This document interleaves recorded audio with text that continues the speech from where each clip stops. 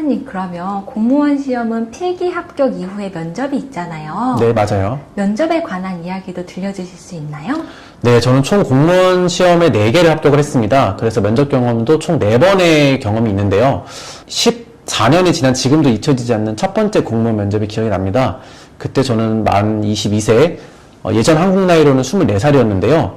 워낙에 어렵고 사회 경험이 없다 보니까 내가 혹시 면접에서 떨어지진 않을까 하는 불안감이 있었는데, 제가 할 수 있는 모든 걸 다 하고 들어가자라는 생각이 있어서 면접 때 나올 만한 모든 주제에 대해서 공부하고 면접장에 들어갔던 경험이 있습니다. 다행히 면접관님들께서 제가 예상했던 주제들에 대해서 많이 물어보시고, 저는 그 면접에서 제가 할 수 있는 모든 걸 보여드렸다고 생각을 했고, 다행히 좋은 결과로 이어졌습니다.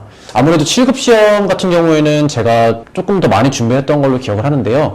지금은 제도가 많이 바뀐 걸로 알고 있습니다. 제가 시험을 봤던 때 기준으로 말씀드리자면, 간단하게 몇 가지 주제를 정해주고 자기 기술서를 쓰고, 그리고 한 가지 정책적인 부분에 대해서 고민하고 서술해서 PT를 발표하고, 이렇게 2가지 과정으로 나눴었는데요.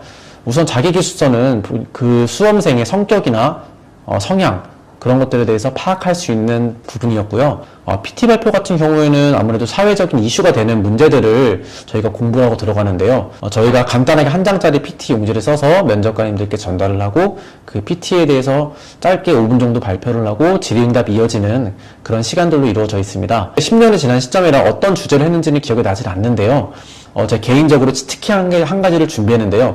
치트키란 무엇이냐면은 어떠한 주제가 나오더라도 무조건 이 답지를 써가지고 면접관님들의 눈에 띄게 하자, 이런 생각이 있었습니다. 10년 전에는 전자정부, 즉 정부 3.0을 종합적으로 추진하던 시기였는데요. 그래서 저는 무슨 주제가 나오더라도 정부 3.0을 통하여 사회 문제를 해결하겠다라고 썼습니다. 제 예상대로 면접관님께서는 저희 PT 발표가 끝나자마자 정부 3.0이라고 서술을 했는데 이 정부 3.0에 대해서 간단하게 이야기해보라는 말씀을 주셨고, 저는 제가 준비했던 대로 답변을 하면서 면접의 분위기를 잘 이끌어 나갈 수 있었습니다. 자기기술서 같은 경우는 제가 지금도 기억에 남는 한 가지가 있는데요. 어떤 어려운 문제를 직면했을 때 본인이 창의적으로 해결하는 경험이 있는지 그걸 물어보셨습니다. 그래서 저는 제가 군대 시절 겪었던 이야기를 썼는데, 면접관님께서 그걸 보시더니 이거 말고 다른 거 있으면 말해보라고 하셨었는데요. 그때 정말 엄청 당황해서 면접관님께 잠깐만 생각할 시간을 달라고 했습니다. 면접관님께서는 다행히 그래도 좋다고 얘기해 주셨고, 저는 그때부터 정말 등에 식은땀이 나면서 생각을 하기 시작했는데요. 그때 제가 답변했던 내용이 지금도 기억이 납니다. 이 이야기는 제가 9급 공무원 하던 시절의 이야기였는데요. 당시에 도서 입찰을 했었고, 총 2업체가 저희가 제시한 도서 품목을 맞춰줄 수 있다고 연락이 왔습니다. 저는 그 중에 조금 더 낮은 가격으로 입찰이 들어온 업체를 선정을 했고, 그 A라는 업체에게 계약을 진행하겠다고 연락을 했습니다. 그런데 그 이후로 계속해서 B라는 업체한테 연락이 오는 거예요. 그 A 업체와 B 업체는 이름이 너무나도 유사해서 전화상으로 들을 때는 그게 A 업체인지 B 업체인지 알아듣기가 힘든 정도로 이름이 비슷했습니다. 저는 그래서 당연히 A 업체에서 계속 연락이 오겠구나 하고 연락을 계속 주고받던 중에, 납품기일이 얼마 남지 않은 상태에서 지금 저랑 연락하고 있는 상대가 A 업체가 아니고 B 업체인 걸로 제가 그때서야 알았습니다.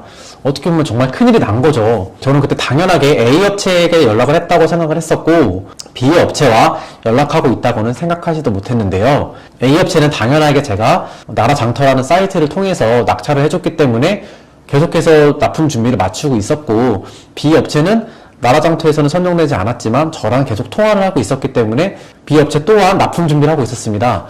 그래서 제가 황급하게 B 업체 측에다가 미안한데 내가 A 업체랑 이름이 너무 유사해서 지금까지 계속 통화를 이어나가고 있었던 거다. 정말 미안하지만 이 도서 구매하는 부분을 취소해 줄 수 있겠냐고 말씀을 드렸고, B 업체 사장님께서는 굉장히 당황하셨고, 제가 정말 죄송하다고 실무적으로 실수가 있었다고 말씀을 드렸더니 그 부분들에 대해서는 이해를 하지만 제가 주문 넣은 책이 총 10권이 있다면 그 중에 8권은 다른 학교에서도 찾는 책이기 때문에 대체해서 납품이 가능하지만 나머지 2권의 책은 저희 학교만 주문을 넣었던 특수한 책이므로 본인들도 이 재고에 대해서는 처리하기가 조금 곤란한 상황이라고 말씀을 하셨습니다. 그래서 제가 알겠다고 제가 방법을 찾아보겠다고 말씀을 드리고, A 업체 사장님께 전화를 걸어서 죄송하지만 1번부터 8번까지만 납품을 해주시고 9번, 10번 책에 대해서는 납품을 하지 않으셨으면 좋겠다라고 말씀을 드렸고 A 업체 사장님께서는 어차피 본인들이 낙찰받은 거니까 충분히 이해하겠다고 수락해 주셨습니다. 그래서 저는 B 업체 측으로부터는 9번, 10번의 책을 납품받았고 A 업체 사장님께는 1번부터 8번까지 낙찰을 받으면서 이 문제를 잘 해결했던 경험이 있었습니다. 이 사항에 대해서 제가 7급 면접시험 당시에 면접관님께 말씀을 드렸고 면접관님께서는 사회초년생이고 이런 문제가 생겼을 때 어떻게 해결해야 되는지도 잘 몰랐을 텐데 나름 그래도 합리적으로 문제를 잘 해결한 경험이 있다고 칭찬해 주셨고 그 이후에 있었던 질문에 대해서도 제 기억으로는 잘 스무스하게 넘어갔던 경험이 있습니다. 공무원 면접을 준비할 때 가장 중요한 거는 많은 연습을 해보는 것입니다. 다양한 주제에 대해서 면접 스터디원들과 논의하고 나도 모르게 갖고 있는 불필요한 동작들은 없는지, 불필요한 말들은 없는지, 불필요한 것들을 점검하고 그 부분들에 대해서 모니터링 받으며 스스로를 점검하는 시간을 가져야 됩니다. 그리고 무엇보다 내가 잘할 수 있는 것은 뭔지, 그리고 잘 못하는 것은 뭔지에 대해서 충분히 인지를 하고 부족한 점을 채워나가는 연습이 필요합니다. 참 세무사님, 저는 공무원 인사교류 제도에 대해서 저번 영상에서 처음 들었는데요. 인사교류 이야기와 꿀팁을 전해주실 수 있을까요? 공무원은 다른 사기업과는 다르게 인사교류라는 제도가 있습니다. 나라일터라는 곳을 통해서 게시판에 나는 A 기관에 근무하고 있는데 B 기관으로 가고 싶어요. 이렇게 올린다면은 B 기관에 있는 누군가가 B 기관에 일하고 있지만 A 기관으로 가서 일을 해보고 싶어 하는 사람끼리 소위 말하는 매칭을 하게 됩니다.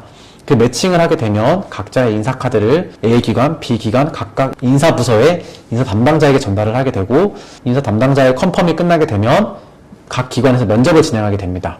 면접이 다 끝나고 두 기관에서 합격을 하게 되면 양 기관 간 인사 공문을 통해서 A 기관에 있던 사람을 B 기관으로, B 기관에 있던 사람은 A 기관으로 옮겨서 일을 하게 됩니다. 그것이 인사교류 제도인데요. 국가직 내에서도 움직이기도 하고 국가직과 지방직 사이에서 움직이기도 합니다. 사람마다 성향이 다 다르고 중앙부처에서 일하는 걸 선호하는 사람이 있는 반면에 또 지방직에서 일하는 걸 선호하는 사람이 있습니다. 또는 내가 결혼을 하였는데 배우자가 될 사람이 지방에 근무하는 경우에는 그 지방으로 내려가기도 하죠. 그렇다고 해서 이 공무원을 그만두는 건 너무 아깝기 때문에 그러한 경우에는 그 해당 연고지에서 또는 터전을 잡고 살 거주지에 대해서 근무를 할 수 있게끔 배려해주는 제도인데요. 그렇기 때문에 지금도 많은 기관에서 인사교류가 진행이 되고 있고 저 또한 2번의 인사교류를 통해서 제가 근무하는 장소를 옮긴 경험이 있습니다. 자, 지금부터는 꿀팁을 알려드리겠습니다. 자, 첫 번째, 현재 직급의 임용 시기를 맞추는 것이 중요해요. 내가 지금 7급이면 7급 임용 시기, 내가 지금 8급이면 8급을 언제 달았는지, 7급이면 7급은 언제 승진했는지 이게 가장 중요한데요. 왜냐하면은 받는 기관에서는 이 사람이 너무 고참이면은 오자마자 승진 순번이 뒤바뀔 수도 있고 그렇게 되면 그 기관에 기존에 근무하고 있었던 구성원들의 반발이 있기 때문에 최대한 임용연도를 맞추는 것을 좋아합니다. 또한 새롭게 임용된 사람이라면 임용이 되고 나서 최대한 3년을 넘지 않는 것이 중요한데요. 왜냐하면 3년이 넘게 되면 제가 말씀드렸다시피 그 해당 옮긴 기관에서 승진에 대한 부분이 꼬일 수가 있기 때문에 제일 좋은 것은 현재 직급에 올라가고 나서 1년, 2년, 아무리 늦어도 3년 안에는 옮기는 것이 가장 중요합니다. 자, 두 번째는 나이를 맞추는 것이 중요해요. 나이가 많은 사람이 일을 못하고 나이가 저 어린 사람이 일을 잘한다고 말씀드리고자 하는 건 아니고요. 아무래도 상급자의 입장에서는 나이가 좀 더 어린 직원이 일을 시키기도 편하고 체력적인 면에서도 부담이 없기 때문에 나이 어린 사람을 좀 선호하는 편입니다. 그렇기 때문에 내가 만약에 30대 초반인데 나랑 바꾸려는 사람이 40대 초반이다. 그러면 인사 담당자의 입장에서는 절대로 허락을 하지 않을 가능성이 굉장히 높습니다. 그렇기 때문에 나이 차이는 최대한 5살을 넘지 않는 것이 중요하고요. 그래야 인사 담당자에게 나랑 비슷한 사람을 구해왔으니까 바꿔달라고 이야기할 수 있겠습니다. 세 번째로는 성별적인 부분인데요. 좀 공무원은 아무래도 직업 특성상 여성분들이 많은 편입니다. 요즘에는 남녀의 역할 구분이 많이 없어졌다곤 하나 아무래도 야근을 시키고 그리고 주말에 근무를 시키고 몸을 쓰는 일이 많은 부서에서는 어쩔 수 없이 남자분들이 많이 선호하는 경향이 있는데요.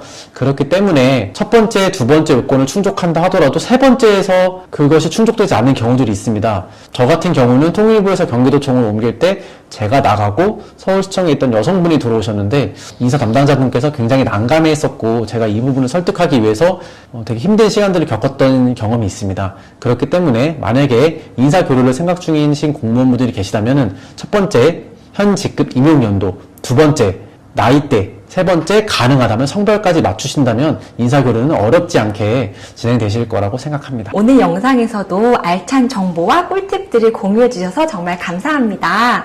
저희 다음 영상에서는 세무사 공부에 관한 이야기 들어볼 수 있을까요? 네, 그럼요. 제가 가장 최근까지 공부했던 주제이기 때문에 더 생생하고 다양한 이야기들을 해드릴 수 있을 것 같습니다. 특히 첫 번째, 저처럼 직장에 있는 상태에서 공부를 시작하시려는 분들, 두 번째, 저처럼 가정이 있거나 아이가 있는 상태에서 공부를 시작하시려는 분들께서는 다음 영상을 반드시 시청해 주시길 바라겠습니다. 자, 지금까지 가든세무사 안진우였고요. 이 영상이 구독자분들께 도움이 되셨다면 구독과 좋아요, 알림 설정 부탁드리겠습니다. 자, 안녕히 계세요.